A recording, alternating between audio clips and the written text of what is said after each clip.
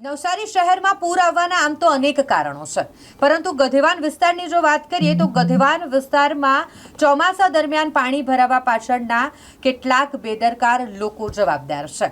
કેટલાક બેદરકાર લોકોને કારણે ગધેવાન વિસ્તારમાં ચોમાસા દરમિયાન પાણી ભરાય છે અને આ અંગેનો ગ્રાઉન્ડ રિપોર્ટ સ્પાર્ક ટુડે ન્યૂઝની ટીમ દ્વારા કરવામાં આવ્યો છે. સ્થળ પર પહોંચીને આ સંપૂર્ણ સમસ્યા શું છે, અહીંયાના લોકોની શું કામ ચોમાસા દરમિયાન અહીં પાણી ભરાય છે, કોની બેદરકારીના કારણે ચોમાસામાં અહીં રહેતા લોકોને હાલાકી પડે છે અને ચોમાસામાં જ કેમ અહીં પાણી ભરાય છે, આ તમામનો ground report Spark Today News દ્વારા તૈયાર કરવામાં આવ્યો છે.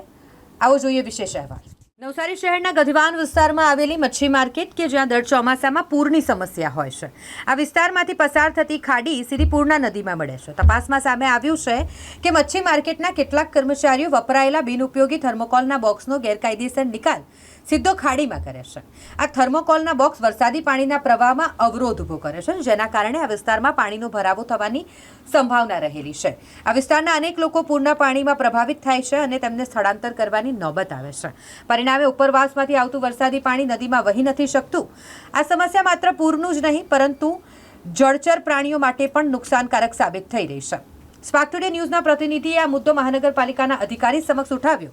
અધિકારીએ સમગ્ર મામલાની તપાસ કરવાની ખાતરી આપી છે, સાથે જ જવાબદાર વ્યક્તિઓ સામે કાર્યવાહી કરવાની તૈયારી પણ દર્શાવી છે. મહાનગરપાલિકાને આજે જ આ ફરિયાદ મળી છે અને એના માટે તપાસ માટે એક ટીમ રચવામાં આવી છે. એ ટીમ તાત્કાલિક સ્થળે જઈ તપાસ કરશે અને તપાસ